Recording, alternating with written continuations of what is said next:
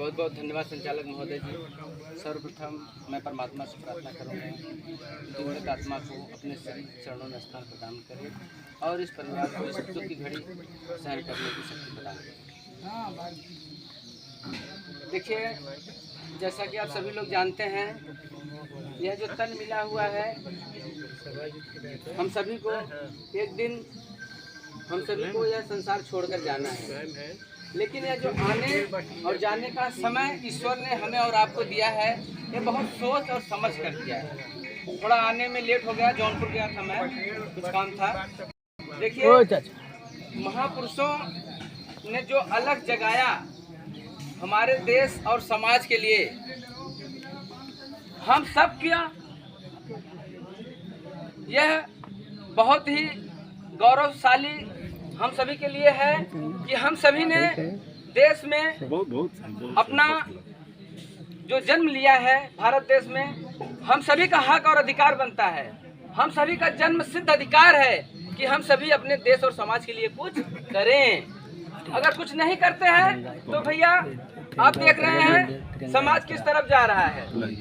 आज 8-10 सालों से इस कड़ी धूप, गर्मी, बरसात हर मौसम में निकलकर रत्नप्पा जी के इस मुहिम को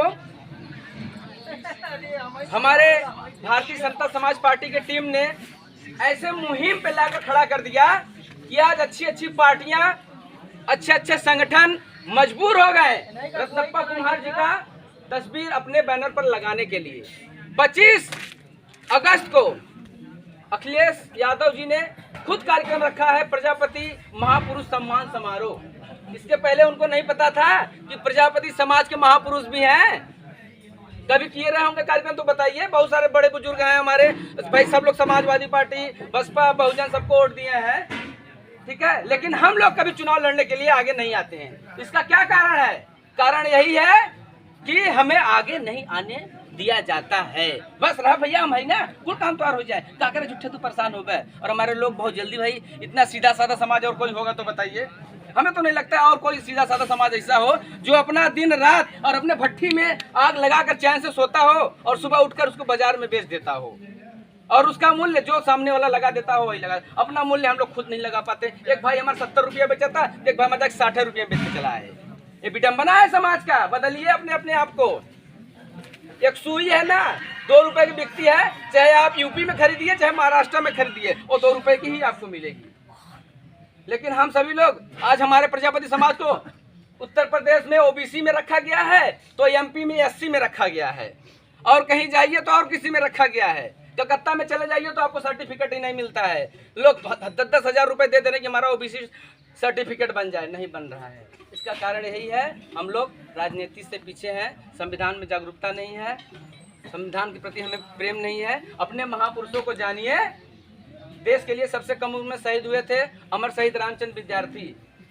14 अगस्त आने वाला समय आपका है, 14 तारीख को। इसी 14 तारीख को आप सभी लोग अपने अपने क्षेत्र में 14 अगस्त को उनका बलिदान दिवस मनाएं। सबसे कम उम्र में अपने देश के थे, उन्होंने देश के लिए अपनी जान निछावर कर दी, अपने समाज के थे, ठीक है। आने वाले समय में उनके नाम से विद्यालय बनाया जा रहा है। देवरिया जिला के रहने वाले थे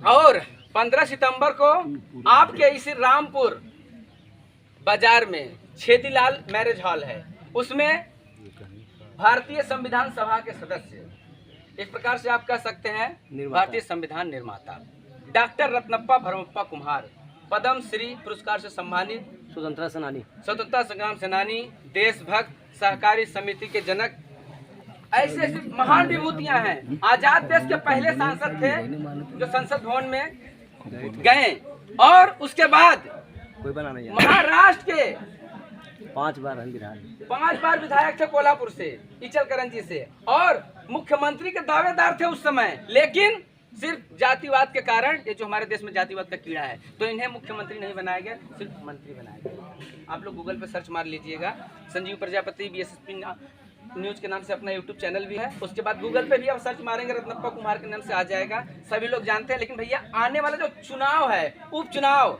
बीडीसी का, सांसदी का, जिला पंचायती का, तो आप लोग जिस लायक हैं लड़िए और लड़ाइए।